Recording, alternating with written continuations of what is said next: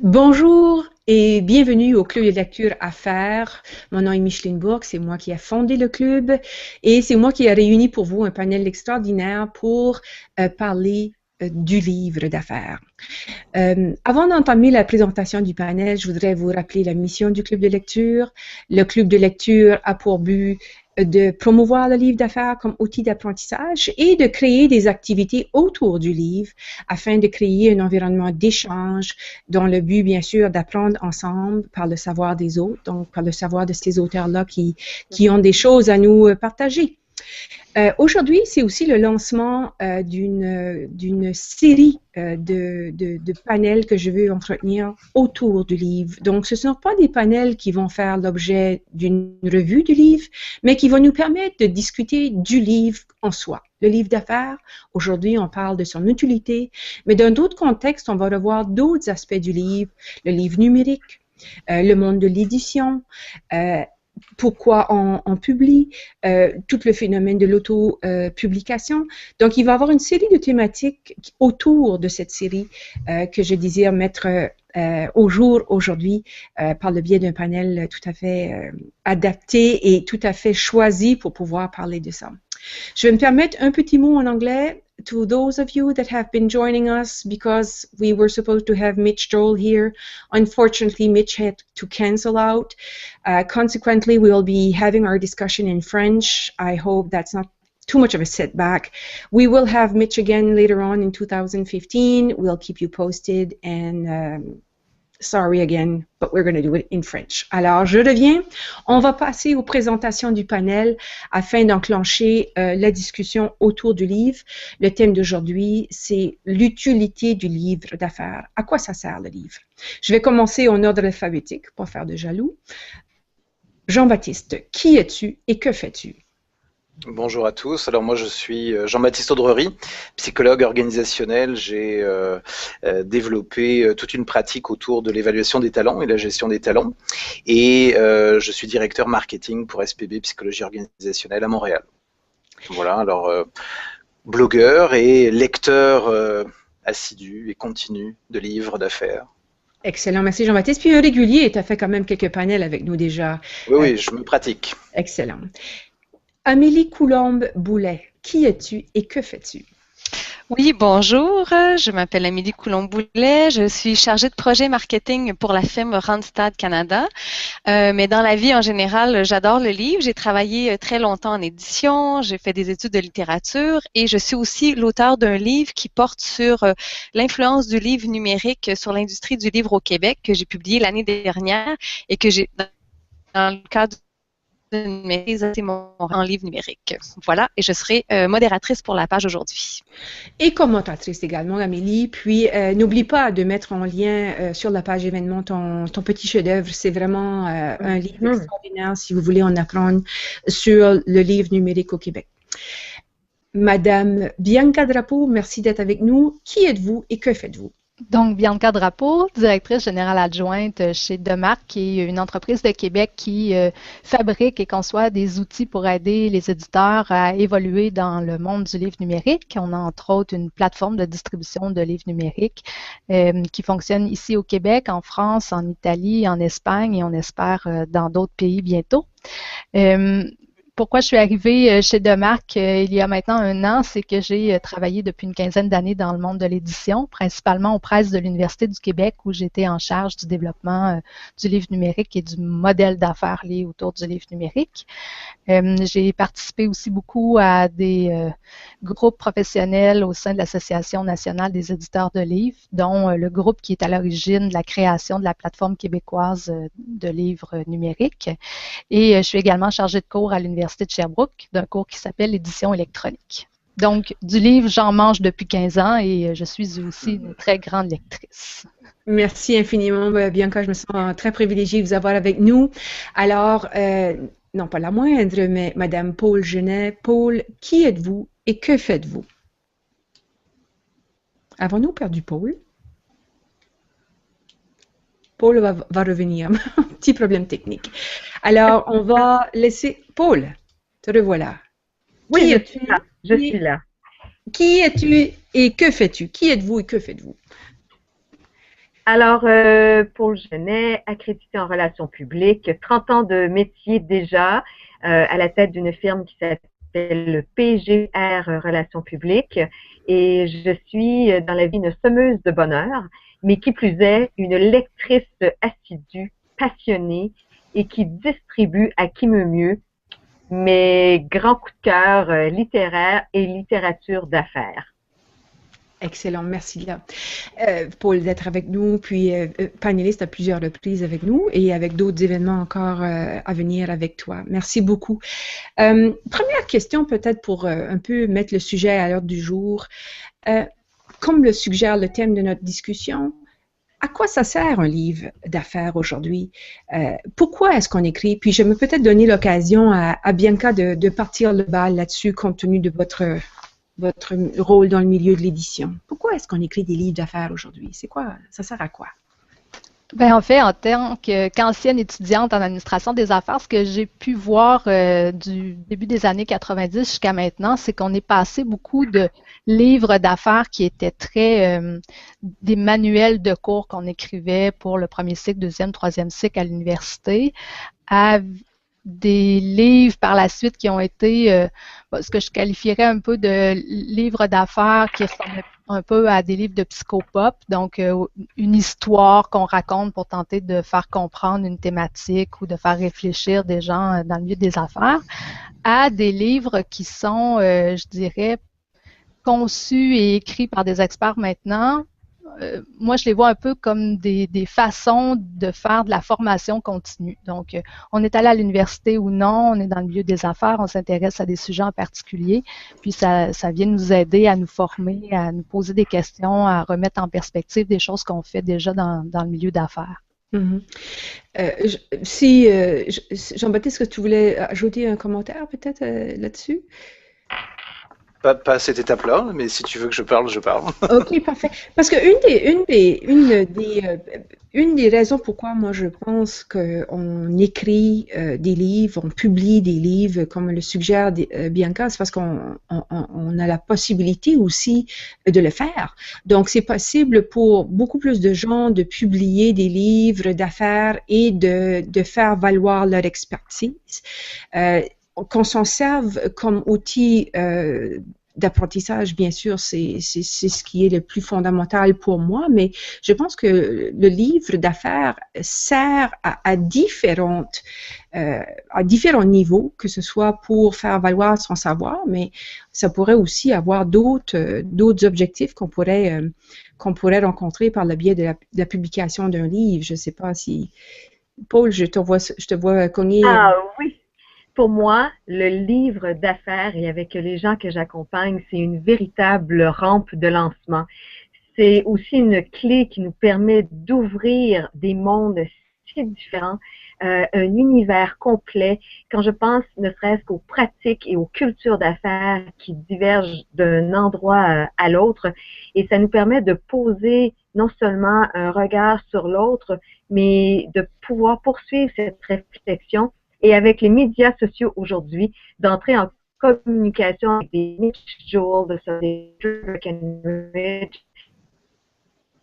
ça va donc pour moi essentiel pour annoter. Malheureusement, Paul, ta connexion Internet, je pense que ça a peut-être un petit problème. On entend mal ton commentaire. Amélie, est-ce que tu voudrais ajouter quelque chose sur l'énoncé? Ça sert à beaucoup de choses aujourd'hui, un livre. Oui, ben en fait, moi, c'est à quoi je réfléchissais en pensant au livre, c'est que le livre numérique, il sert... En fait, le livre d'art sert maintenant aux gens pas seulement à partager un savoir, mais des fois aussi sert comme une espèce de propulseur de carrière. Les gens publient aussi pour publier, pour partager ce qu'ils veulent, pas juste pas pour vendre forcément, pas pour faire de l'argent, mais pour laisser sa marque puis faire comme un échelon de plus dans la carrière. D'autres commentaires? Parce que moi, je pense qu'aujourd'hui... Allô? Oui. On voit beaucoup plus de livres publiés. Je ne sais pas si j'ai raison, Madame Drapeau, mais il me semble qu'on voit de plus en plus de livres publiés par des professionnels de toutes souches, de toute expertise. On le voit au niveau des personnes en marketing, c'est sûr, qui partent sur le circuit des conférences. C'est comme si c'était une carte d'affaires, finalement, un livre aujourd'hui. Je ne sais pas, qu'est-ce que vous en pensez, Madame Drapeau? Ben, en fait, il y a aussi un intérêt des maisons d'édition où avant le genre de littérature d'affaires était un peu un genre mineur que peu d'éditeurs voulaient publier. C'est un peu la social grade, là. Donc, plus il y a de gens qui sont intéressés par le livre d'affaires, plus les éditeurs aussi voient un intérêt à publier ce type d'ouvrage.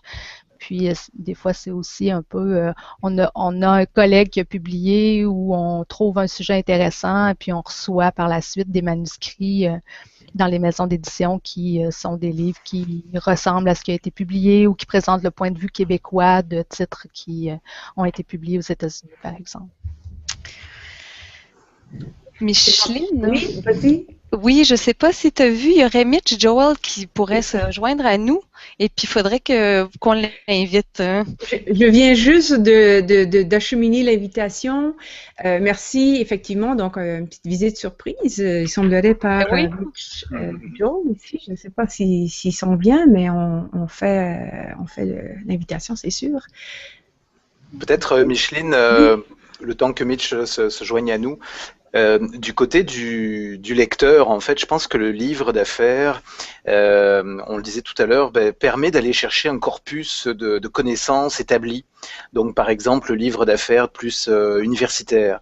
Mais le livre d'affaires plus récent, là où on voit qu'il y en a beaucoup qui apparaissent sur des sujets très très précis, on voit bien qu'il répond à un autre besoin qui est de se tenir à jour, d'être en continu, en vigie finalement sur un monde qui évolue, qui se hyper spécialise, dans lequel on a telle technique, tels éléments qui apparaissent, qui peuvent être intéressants. Et en fait, chaque livre aujourd'hui, si tu regardes bien, met un focus sur un sujet extrêmement serré, ciblé, et on a une profusion. Alors, c'est aussi, je dirais, on se sent submergé de beaucoup de choses au travers du livre. Et je crois que le livre répond vraiment à ces deux besoins de l'essentiel, mais aussi des éléments beaucoup plus d'actualité, une information un petit peu plus chaude et d'aller approfondir certains éléments. Et du côté du lecteur, c'est sûr qu'on a aussi des objectifs qui vont être des objectifs de conscience, de découvrir des nouveaux sujets, de s'entraîner et d'ouvrir des mondes, comme le disait Paul tout à l'heure, sur certaines spécialités. Je vais aller vers Mitch. Mitch, are you there? I am by voice. Can you hear me? Yes, this is such a great surprise. Thanks for joining in. We were just starting to warm up and start the discussion on business books and what purpose do they serve these days. Thanks for joining. Happy to be here. I apologize for the quitting and coming back, but I'm here. Okay, good. Do you want to start by answering the question? What purpose do business books serve today, in your view?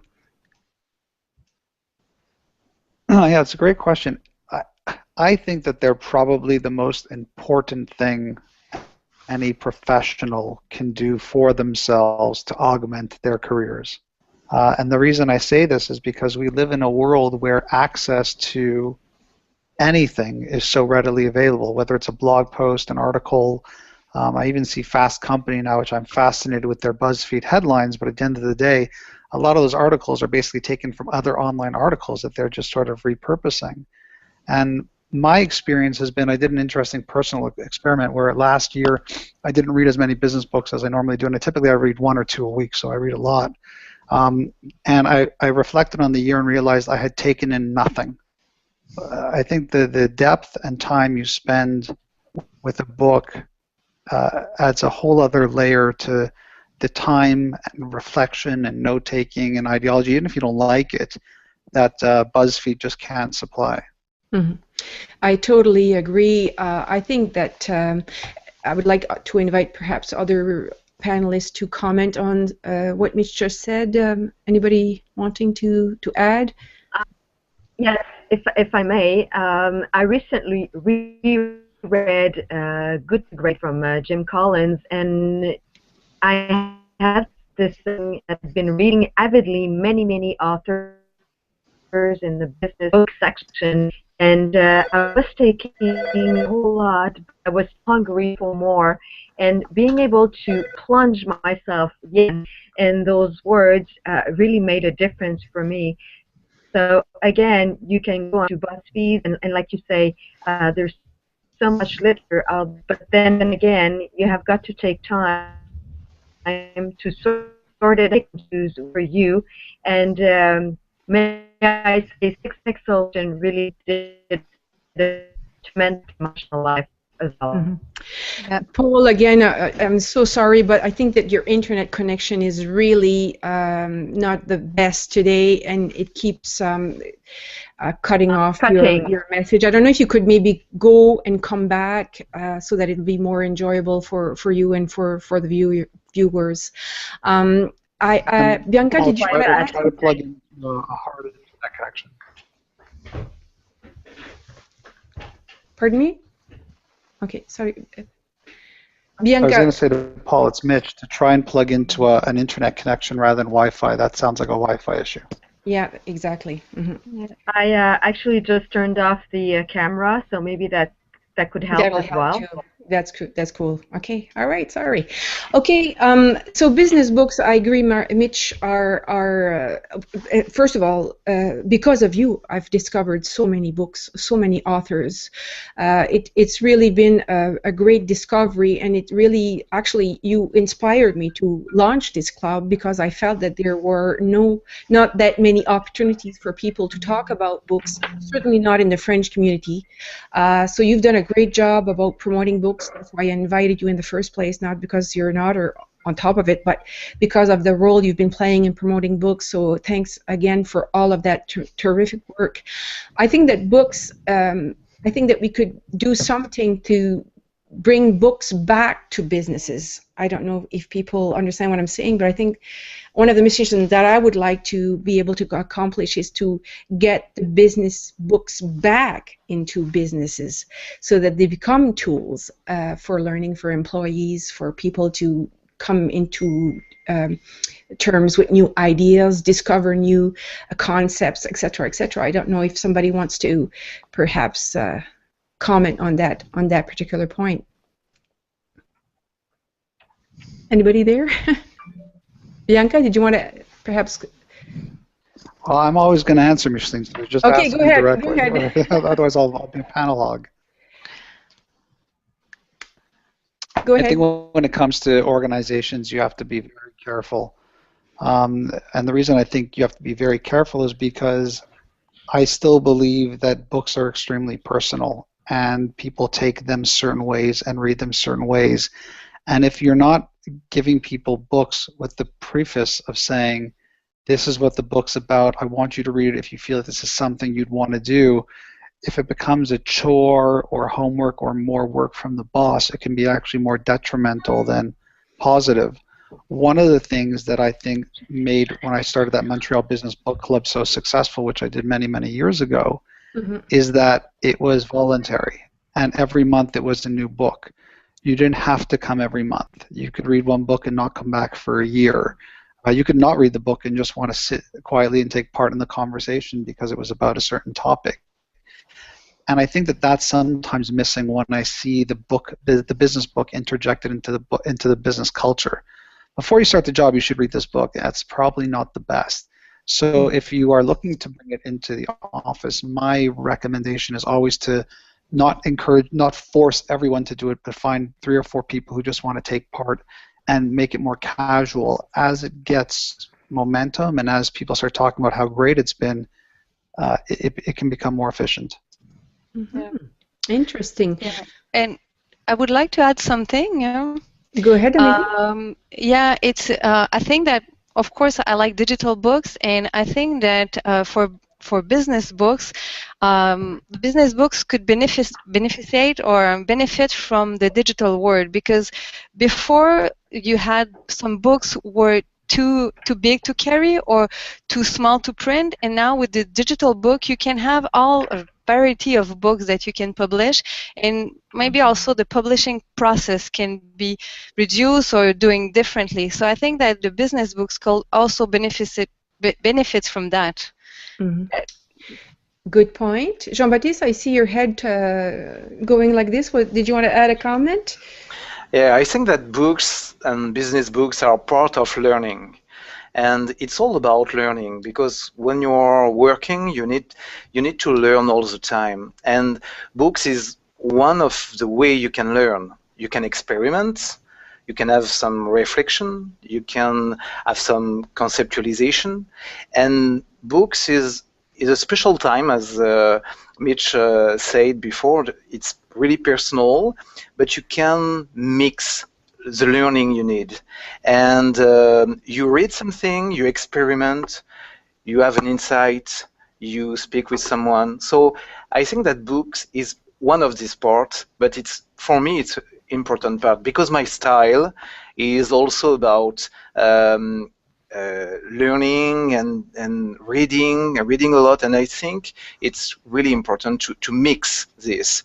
And if you find the perfect piece and on the way you learn, I think that books is a big part of the process, but not the only one. For sure. Bianca, did you want to add something? Yes. Micheline, c'est Paul. Yes. If I may add something, I mean, a business book for me, whether it be electronic or a paper copy, there's something about the sharing of the knowledge. I find that with my electronic device, I can send and invite people to actually look at some of my readings. But at home, I have a display. This is my pride and joy. It has become part of my way of living. So being able to display your books, being able to actually, when you are face-to-face with someone, to actually hold on to the paper copy and put it in a hand. And I'm thinking of my youngsters. That, for me, I may have a tablet that I can look from, my Kindle, not to name it, but to be honest with you, sitting down with my young ones and being able to share the stories and the pictures, and you can have the enhanced version on the electronic devices you may be using. But there is something about the sharing, person to person, when you are face to face with someone, that to me is still part of the joy. And even with a client, when we share business books, I can send a link, I can invite someone to buy, I can send them the book over, but sending the book with a note, making it more personal. I thought of you, and this you should be reading, like Mitchell was saying, a preface, or I don't know if you say that word, but a word to actually open up the door to that new universe. So sharing is also part of the experience when it comes to a business book reading, I find. Absolutely. Paul, next time you want to speak, just send us a note in the chat box and we'll be sure to put you online. Bianca, getting back to you, did you want to add something to some of the comments we've said about? Yes, what could be interesting with ebooks is the possibility to use extract, for example, to see if the books you want to buy, it's interesting. And in the digital universe, something interesting too, it's to go on Goodreads, for example, or other internet, some kind of library information, yes, and see what people said about the book you want to read. At the Mark, we made a small library with all books we buy for the company, so people who want to plan a book or see if it's interesting, they can do that. And if they want to engage with other people in the company, it's okay. If not, you can just read it and put the book on. I like that idea, and that's the type of idea I was thinking about, Mitch, when I was saying, bring the book back to the business. Obviously, it's not in the sense of forcing people to read books, but creating a climate where people would discover new books. It could be, like Bianca suggests, have an open library where people can go consult books during the lunch hour. It could be lunch and learn type of environments. It could be more. I'm certainly looking at different options where I could possibly offer that type of idea to some businesses so that they could use the books to generate creativity. Could be lunch and learn, as I said, but it could be workshops. It could be having people establish panels during lunch hour with different people who've read the book. It could be having people discover books in areas where they don't work, to stimulate the brain, to have them understand better what the environment of the other person is, in terms of, if you work in sales and you discover a book about project management, well, it could be something that, lights up a light and brings new ideas to the company. That type of environment, that type of idea is what I was looking for. What do you think about that? I also think that, for me, digital books and paper books are not opposed. These are things that can work together, and also the digital world provide us with many opportunities to discover the book. So whether it be paper or digital, and I think that Mitch Joel did a really fantastic job when he launched his last book, Control-Alt-Delete, with all the use of the new media and all the possibility that it offers. And for me, that's a good way to use it to bring the business books to the readers. And I think that this, whether for paper books or digital books, can be really used by authors, by publishers, by distributors, by all the chain book to make the books get to the readers and make it more easy to discover. Good point. Paul has something she wants to add. I think that any business book is like a gift. It enables us to really turn, when we look at some problems, for me, it is a solution that is being offered to me, and sometimes in a very simple way. I think it's also an easy-to-use tool for any people that start a business, for instance, or any entrepreneur, because we have to look at business books from the reader's perspective as well. And being part sometimes of different networks, I find that the suggestions are always worth our looking into. And again, whether it be the email. Lost Paul again. Sorry about that. Is she on dial-up? I think she's gonna. I think she'll be investing in her internet connection real soon. Did you want to add something, Mitch? What about this idea of having lunch and learns over books, or creating internal book clubs, or having bookshelves like Bianca is suggesting? We've done the bookshelf thing, and I found it to be successful for those who are interested in looking at the books. I'm always sort of amazed at the books that are on this shelf and how they sometimes sit there collecting dust, when I know there are people within the organization who could probably benefit from seeing them. Mm-hmm. On the other side, I think sometimes the tools that we've been talking about, in particular the ones that I use to launch Control-Alt-Delete and before that 6 pixels, I think a lot of people use them instead of the book, instead of as a teaser to read the book. I'm not very bullish on there being a deep passion for people to spend time like I think the people on this Google Hangouts want to do with content. I find it to be quite the opposite, where as the years wane on, because you can have them digitally, and I for sure read a ton on my Kindle app on my iPhone, which is primarily how I read books, is on my iPhone.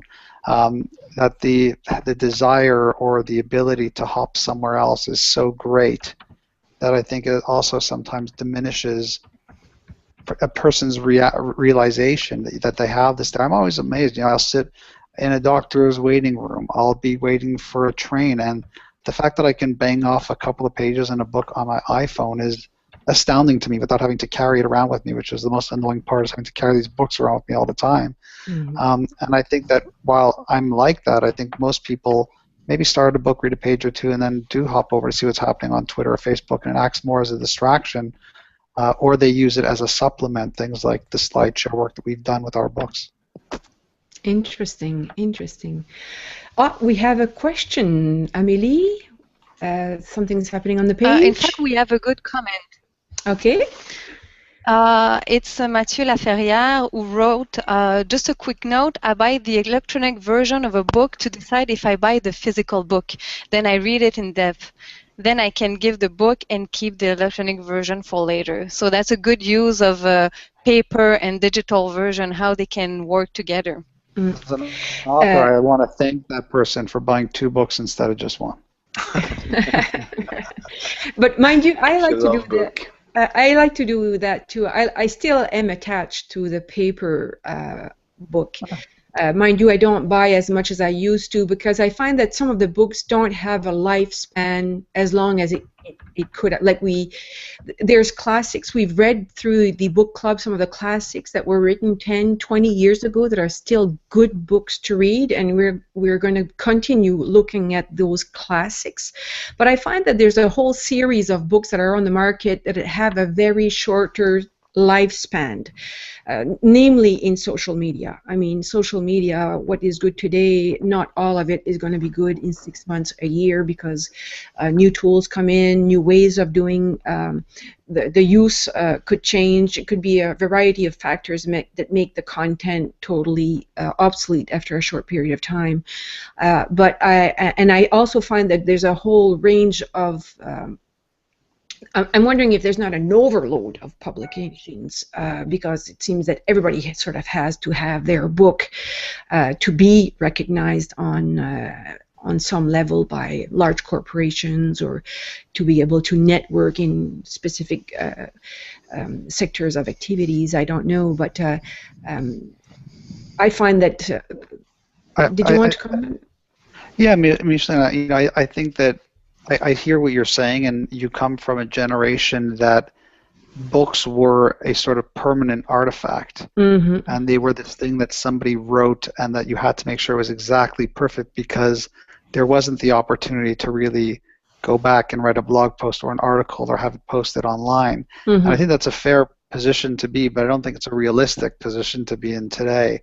So I actually look at books very much in the moment, and I don't read a book and then think, well, will this stand the test of time in 20 years? I wonder if it'll help me now. And I say this because if you just look at the general pace of business, it has fundamentally changed. You know, the average chief marketing officer has a 5-year life shelf, which has increased significant over the past couple of years. A CEO, 7 years.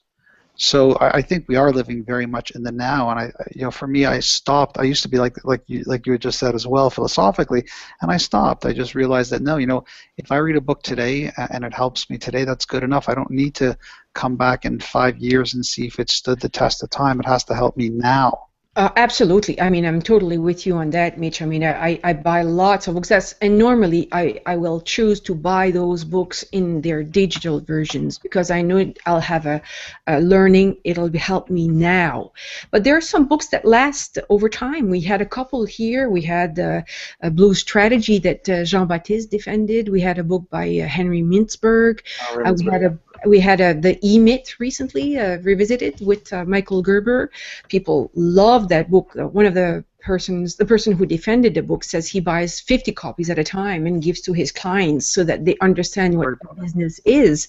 And I find that very interesting. And those are the types of books you want to have in your paper library, if I can say so. But I do agree with you that, and that's a really great point, is that books can enable us to learn now. And that was what helped me the most in my own development as social media came about, and I needed to learn quickly. And people like you, Mitch, came out with books on a regular basis, and it helped me evolve over time and be able to continue making a living on my own. So that's a really, really interesting point that you raise, in how a book can help us right away. And it's funny, I'll also get people who will say, you know, I went back to 6 pixels and it still resonates today. And I think that philosophically, when you do things like that, it's important too. So I'll sometimes go back to books that I thought were sort of more time-based and realize that, wow, there's actually a lot more opportunities within these, because now that I see how it changed, and let's say Twitter became more popular or now Snapchat, I can think about, well, so this was written 5 years ago and there was a philosophy there which was still powerful, and if I look at what the new tools are now, it's, for me, usually it actually sparks even better ideas, because I can sort of imagine newer things or newer ways to think, and a great example of that for me would be the Clue Train Manifesto. Mm-hmm. I go back and look about how they had a conversation about what business could be, and on every page for everything that has come to fruition, there's probably 50 things on the same page that have yet to come. And that to me is inspiring, because for me it stimulates new thinking, it stimulates new ways for me to think about potentially what could be best, because, you know, ultimately when I do my work, I'm not doing it for myself or for anybody reading it, I'm doing it for my clients as an agency guy. And so I find that a lot of times, even when something is quote-unquote out of date, that it actually inspires new thinking because they couldn't see where we came. And it's the gap between those two moments that inspire new ideology and new thinking. Okay. We're going to give it one more try, Paul. We hope the internet works, but you had a great question. Go ahead. My question was all about, you know, when you do your research, and again, when you use some of your business books, I think we sometimes need to look at many, many books, put them in perspective as to how they can, yes, help us in the now, but how they have evolved. And Mitch, you were just saying it, you know, making your point that sometimes we have to go back to be in the now and to be able to look in the future. So again, the interconnectivity between the authors, between some of the approaches, and so I like to say that I go back to my books regularly. I find that it's easier for me to look into a paper book as opposed to an electronic book. Maybe I'm not used to doing the research inside an electronic book, but I still find that I'm surrounded by many paper books when I do the research. And like Mathieu Laferrière was saying, I will also look into the electronic version. So yes, I am an avid buyer of 2 books at a time. Great. I have a question perhaps for Bianca. I don't know if you know Bianca, Mitch, but she comes with a very interesting background in terms of university publications. I mean, recently the book club was at an event with PMI Montreal, and I had the opportunity to interview some of the conference speakers as well as university professors that obviously are very much into books. A lot of their work is published in book format, but unfortunately these books are not reaching out the public as much as I'd like to make them available, because they are such great learning tools. And I'd like to ask Bianca, how can we maybe help university? Is there something we can do with university books so that it become more mainstream and they can become more of a learning tools in a business environment? Oh, it's difficult. Yeah. For almost 10 years, I tried to remove the label we have at the Quebec University Press about old and difficult book to read because it's a university press book. So it's difficult. And for an author, it's more easy to be published by, for example, Transcontinental, than to go to university press, where the requirements for publishing is sometimes more difficult to achieve. Okay. Yes. But it's a perception from the consumer. Okay. Yeah. Okay. Jean-Baptiste, you're not your usual self. Yeah, I think that a book is a good book when it's useful for the reader and insightful. And sometimes it's insightful because you need this insight, and this is the insight you need, but it's not the same for someone else. But we can compare a classic book, university book, academic book, and sometimes a small book we can find today that was made from a blog or something like that, that is more a collection of posts than a real thinking, a deep thinking about an author. And I think that when we buy a book, if we are on Amazon or if you are going to a bookshop, you flip, you choose, and you read really quickly, and immediately you challenge the authority of the author. And I think we do the same. And I just want to know how people give credits to a book, and what is a real good book for someone. I think it's not the same for everyone. I think it's not the same for every book, but I think that we can weight the importance of a book. Interesting. Bianca, did you want to share something, Bianca? Yes, just said that BookNet Canada just released some stat about consumer studies they made about books in Canada, and the last one, it's about a business book buyer. So it's interesting to see that people who answered their question said that I know what I was looking for in a business book, and I know exactly what I'm going to buy when I go shopping. So, is that right? Yeah. Oh, that's really stunning. That's very stunning. So I only buy books that I know I'm going to buy ahead of time. Is that what you're saying? Yes, they said that they know what they want. They saw something on internet, or they've been listening people to recommends a book to them. They've been listening to Mitch Joel's podcast. And they wish. go buy a book. Yeah. Did you want to say something, Amélie? Yes, I think that well, the way we discover books change a lot, and we used to go into physical bookstores and we go and see and look at the books, but more and more we go onto the internet, we go on Amazon, we go on Renaud Bré's website, we go online and we see what others have liked and others that have similar tastes that we have. And I used to go really more into physical bookstore, and even if I like books, I see myself going on the website, ordering in line, looking at other suggestions. And I think that this for business books will be really important, because if you have a community of reader, of business reader, it's a good way to do the promotion, whether for the physical book itself or a digital version. But I think that this all online things is really important to build a business books community of reader and to have suggestion and to make books be discovered. Very interesting. We also have an interesting comment from Jean-Baptiste. Jean-Baptiste, go ahead.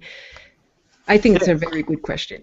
Yeah, I just want to know, because I'm a blogger, okay, and Mitch, you're a really good blogger too, and I just want to know if we need to write a book to have a better authority in the market, or to find credibility.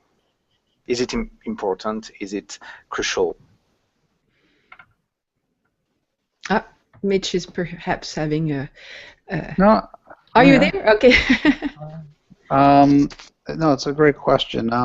I struggle with this a lot. I find that there are a lot of people who come online and they build up a significant following on Twitter or a significant audience in a blog, and they are confusing audience with authority or audience with experience. And to me, I wouldn't use the word authority, Jean-Baptiste, as much as I would use the word, do you have an audience, or do you have an experience, or do you have both? And I think experience is something that's earned over time and being in the foxholes of business. I don't think it happens just because you have a lot of followers on Twitter. The challenge with that, obviously, is the fact that a lot of followers on Twitter can sometimes get you a pretty good book deal. And what happens is suddenly what is perceived as authority, well, this person has 100,000 followers on Twitter and they have a New York Times best-selling book. They must be very, very smart and experienced. My experience, having been in business since the late 80s, is that's not the case, but it's very easy to fool everybody all of the time, unfortunately. the best people who are able to sort of fake it till they make it and fool everybody, the best of the best, wind up converting that experience into more experience where they actually become something and actually have something of merit to say. But the filter for the general audience to understand the difference between a significant audience and somebody who's got experience and is speaking from experience, I think is always the loose cannon in the business right now. We have a question from the audience, but I'm gonna ask one too. What do you think about the books, Mitch, that basically are made up of blog posts? You know, there seems to be some of that happening. People gather their favorite blog post, and all of a sudden they have a book. I don't know. I have mixed feelings about that. I have mixed feelings too. I mean, I think when Seth Godin does it, it sort of creates this permanent architect of content that I love having and reviewing and checking out here and there. I think that when people just want to be an author and they're doing that, it's failed. People ask me all the time, like, is your book just a bunch of blog posts? And the answer is obviously not. But I take a lot of blog posts that I've written and I copy and paste them into Scrivener, which is what the software I use to write books, and I rewrite them to fit the flow of a book because I wrote something in a moment that I felt was very relevant, or I wrote it in a way I don't think I could write it better. But I do know that because it's a book, I can expand upon it, I can explain it better, I can add more depth, more color, more angles, more case studies to it. So I personally don't believe that the best way to do this is to take your best blog posts and put them together into a book. But if you're a very well-known blogger and it's the type of work that people will want to read and collect, I'm all for it. Interesting. Let's go to the question, Emily. We have a question from Mathieu again. Yeah, Mathieu is asking, Mitch, what is the position of your book in the overall strategy? Attraction, conversion, fidelization? Yeah, it's a great question. When we started the agency in 2000, I joined in 2002, I didn't want to drive up and down the auto route banging on corporations' doors and asking them if they wanted a website. And for me, the quickest way to resolve that was inbound marketing. And obviously for us, it started with the blog and then the podcast and then speaking. And the platforms just expanded. And I quickly realized that a book was a very good and interesting new market to explore because I'm passionate about writing. I wanted to write a book, and also because I knew it would open up more business development opportunities for the organization.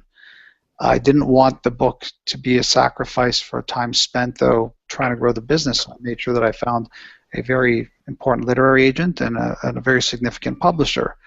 And so it was really that process that led me to open up a new arena. So I see it as a holistic business development strategy, and it's one component of the many that we now have.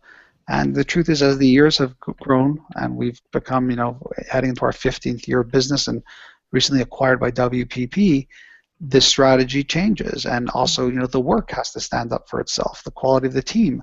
So it now becomes a less, I'd say, important overall to business development. Still critical, but less. So yeah, and I also just think there's a thought leadership component to it that I think a lot of people who create content undermine. They don't think that there's a sort of economic value to it, and I just laugh at that. I think there's a significant economic value to being considered a thought leader in your industry. Absolutely, yeah, interesting. Bianca, do you want perhaps to add a Quebec perspective, if you can, in terms of, having books, that are about what my blog is all about, or about what Mitch just said in terms of the use of the book for business development at whatever level? Micro, your mic, please. Yeah. Okay. What we saw in the platform, just in terms of sales for business book, for example, it's the third or the fourth biggest sales are about business book or book who could be used in enterprise in digital format. So after fictional and young and adult, it's business book who do the best. Excellent, excellent. That's good news. Jean-Baptiste, you have a question? Yeah, I would like to know what is the future of business book, because when you see blogs, vlogs, podcasts, audio, video, education is everywhere, content is everywhere, so it's complete mix, okay? And what will be the specificity of business book and how it will merge the way we interact with digital content and support? Mm-hmm. Mitch, that's a good one. I mean, I don't look at it as, what I think there'll always be a market for people who want to read this type of depth of content, and I think that the definition of what a book is probably a topic in Google Hangout and 2-hour disposition unto itself. It's hard to sort of look at the Kindle charts and see really what is a book versus what's a long article versus what's a short story versus et cetera, et cetera.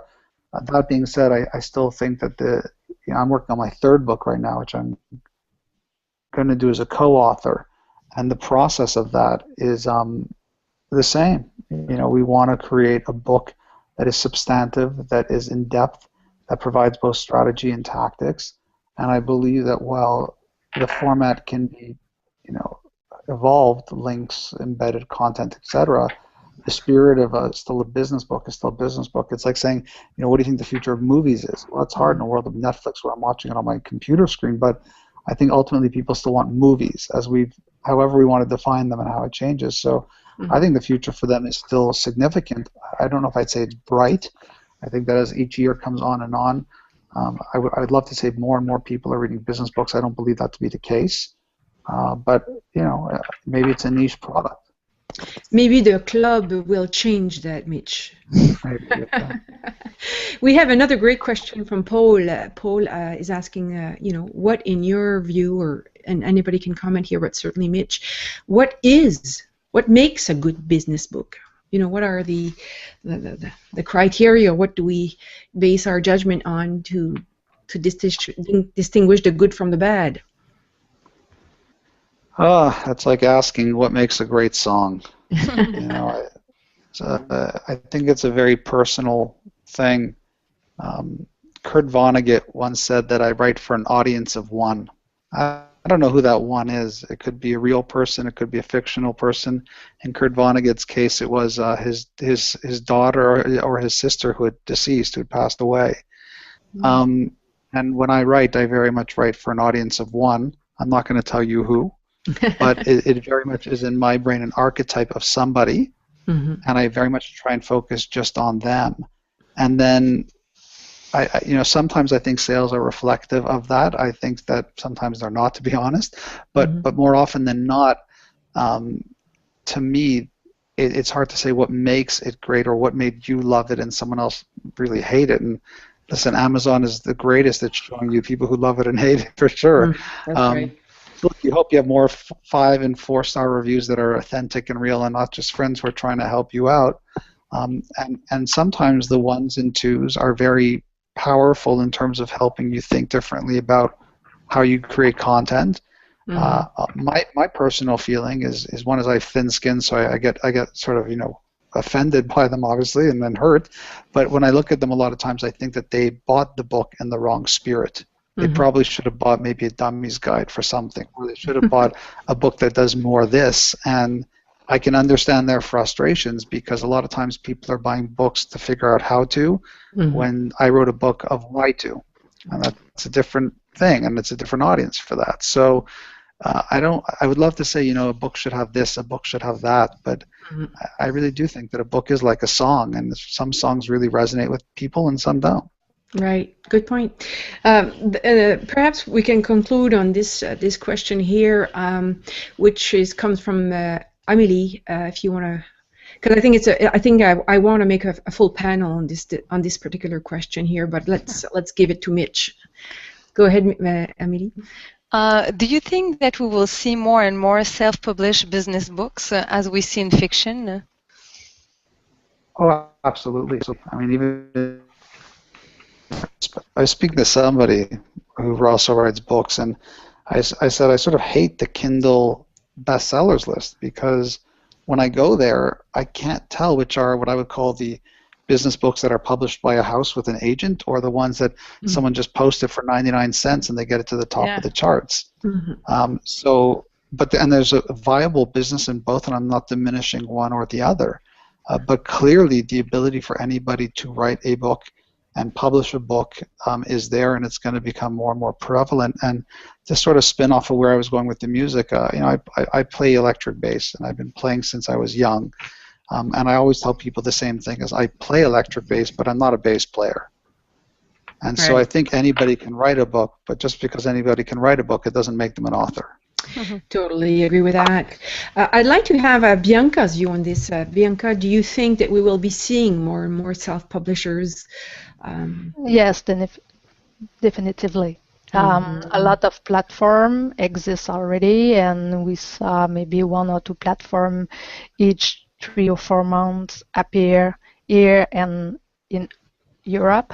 But what we saw too, it's publisher who use self-published platform as a way to select next author. So they go on the self-published site, they saw the book, and they would decide to pick a book and have a new author in their group. I love 50 Shades of Grey. Yes. Well, you talk about that, and there's a great story that I've been telling recently, which is going to be a part of my presentations going forward because I found it so dynamic. But there's a platform called Wattpad, WATTPAD, where people can self-publish anything. And it's become very, very popular. In fact, the person who wrote the Da Vinci Code, Brown, just announced that he's going to be publishing something on Wattpad, which has a major audience. And when it started out, it was basically used, a lot of fan fiction, right? So it's like, I love Star Trek, so I'm going to write my own Star Trek book and post it up there. And there was this very interesting young woman who was writing a book about the band One Direction, believe it or not.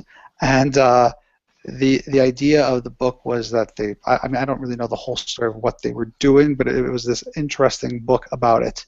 And she has gone on to get over 1 billion views, 1 billion reads, which is not a typo, 1 billion reads. Wow. And now she got a major publishing deal with Simon & Schuster, I believe, and it's become this massive bestseller. And I'm trying to pull up the name of it. It's on my blog somewhere. If I can find it fast enough, I'll tell you. But the point is that she leveraged that idea of using these platforms as almost like an amateur playground to figure out who the next stars are. I mean, A&R artists in the music industry were using MySpace and Facebook and YouTube, and they still are, to definitely find out who would be the next bestsellers. This girl is a really interesting story. Obviously, to have 1 billion reads on a platform is pretty crazy. Her name is Anna Todd, A-N-N-A Todd, T-O-D-D, and the book is called After.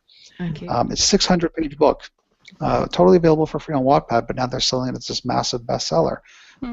Interesting scenarios where new models of publishing and new authors are definitely being discovered because of these platforms. I don't know if I would have had a book deal if it wasn't for blogging and publishing for free for all the years that I did. Yeah, most likely. I find this so interesting. We're topping the hour, and it's my first series of discussions on books. This discussion has just given me more ideas. I'm sorry for our viewers about the technical problems that we've had, but I certainly hope that you have appreciated greatly the input, namely by Mitch and the other panel members.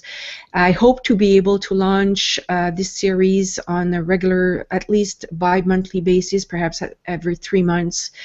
We'll be talking about self-publishing, we'll be talking about books inside out, and we'll conclude on this. I'd like to give perhaps the opportunity to everybody to say goodbye, and if you had a couple of recommendations you want to set forth to our audience, we'll be publishing an article following this podcast in the next week or so, and we'll be sure to include the link to that particular book. So we'll start with Amélie, conclusion remarks, and if you have a book, let's hear it. It was really interesting. I wish we had more time. We'll be doing more, don't forget. Yeah. Well, I don't know which. I'm sorry. I was writing. We'll get people to read your own book, Amélie. Yeah, you can read my own book. It's called Influence du livre numérique sur l'industrie du livre au Québec, and I've shared the link on the event page, so you can read about it. I've published it digitally only, but I couldn't publish it if it was not for the new media that now we have. Excellent, and thanks for your contribution, Amélie. We'll have you again on board. And Bianca, last words. I hope you appreciated the experience and that we can count on you from maybe other occasions, but we'll give you the word to say goodbye to our viewers. Yes, it's sure I will participate next time. And maybe you talk about University Press business book. I have one to recommend. It's Créativité et la gestion. Okay. Published at Quebec University Press, Camille Carrier et Sylvie Gélina. It's a very good business book about how to use creativity in every field of administration. Excellent. Thank you for that suggestion. I like that. There's lots of hidden treasures.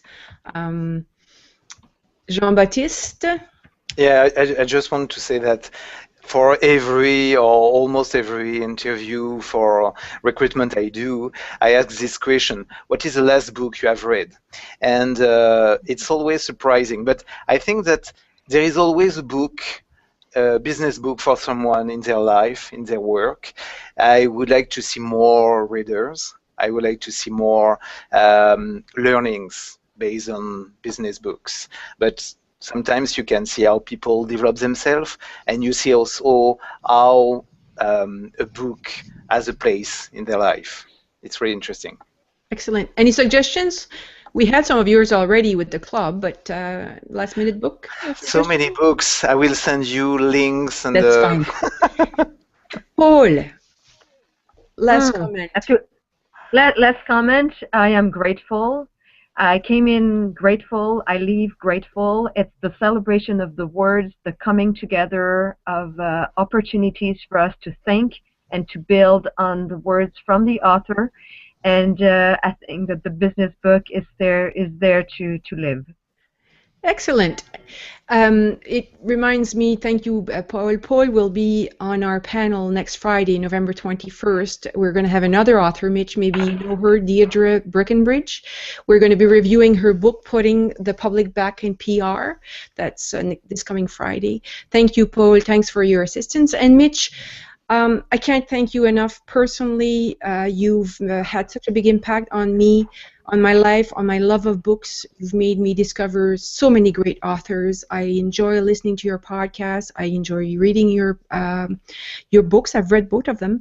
I particularly enjoy your blog, like many other people. And we wish you all the best, and thank you so much for spending time with us. Thank you.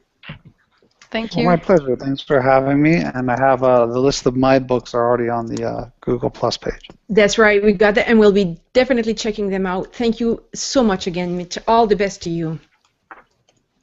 Thanks, everyone. Thanks for having me. OK, c'est bon. Okay. On met fin à l'événement. Merci beaucoup. Merci à tous. Et je vais mettre fin à la diffusion en direct.